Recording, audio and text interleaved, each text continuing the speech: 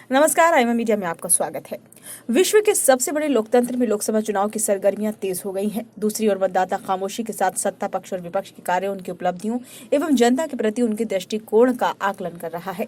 सन 1977 के लोकसभा चुनाव में लोकनायक जयप्रकाश नारायण ने लोकतंत्र और डिक्टेटरशिप का नारा बुलंद कर देशवासियों से वोट मांगे थे। इसी भांति 2024 के चुनाव में करप्शन और डिक्टेटरशिप प्रमुख मुद्दा बनता जा रहा है। भारतीय राजनीति के लिहाज से 2024 का लोकसभा चुनाव काफी महत्वपूर्ण होने वाला है। इस चुनाव पर दुनिया भर की निगाहें टिकी हैं। देश में लोकसभा चुनाव का बिगुल बजने के साथ ही चुनाव प्रचार में तेजी देखने को मिल रही है। पक्ष और विपक्ष में घमासान छिड़ गया है। आरोपों की नई नई बानगी देखने को मिल रही है। देश में करप्शन के आरोपों में ईडी की हिरासत में लिए गए अरविंद केजरीवाल को लेकर अमेरिका और जर्मनी की गैर जरूरी टिप्पणियां भी देखने को मिल रही हैं।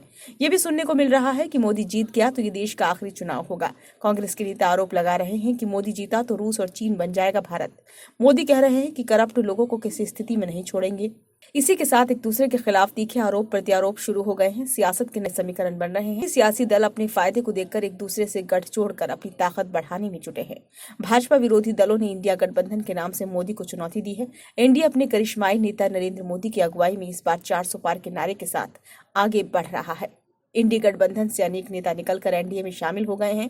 वहीं इंडी गठबंधन में आपसी फूट चौक चौराहों पर देखने को मिल रही है। लोगों में मोदी की गारंटी के प्रति दीवानगी देखने को मिल रही है। दोनों पक्ष अपनी गारंटियां दे रहे हैं, मगर लोग मोदी की गारंटी पर अधिक भरोसा कर रहे हैं। मोदी विरोधी दलों में प्रधानमंत्री के नाम पर कोई सर्वसम्मति नहीं बनी है। इंडिया गठबंधन के रचयिता बिहार के मुख्यमंत्री नीतीश कुमार फिर एनडीए के पाले में आ चुके हैं। बंगाल की मुख्यमंत्री ममता दीदी ने बंगाल में कांग्रेस को छिटक दिया है। यूपी में जयंत चौधरी अपनी पार्टी रालोद को इंडिया से निकालकर एनडीए में ले आए हैं।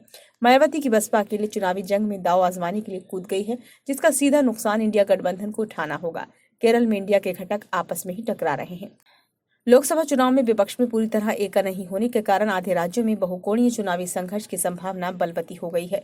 मौजूदा सियासी माहौल के मद्देनजर उत्तर प्रदेश, आंध्र, पश्चिम बंगाल, हरियाणा, उड़ीसा, पंजाब, तेलंगाना, तमिलनाडु और केरल जैसे सबों में जहां लोकसभा की 200 से सीटें अधिक हैं, में बहुकोणीय मुकाबले के आसार हैं। वहीं गुजरात, मध्य प्रदेश, छत्तीसगढ़, कर्नाटक, महाराष्ट्र, उत्तराखंड, हिमाचल और राजस्थान में सीधा मुकाबला है।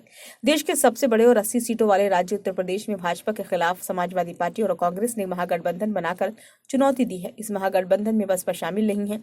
सीटों के हिसाब से देश के दूसरे सबसे बड़े सूबे महाराष्ट्र में लोकसभा की 48 सीटें हैं।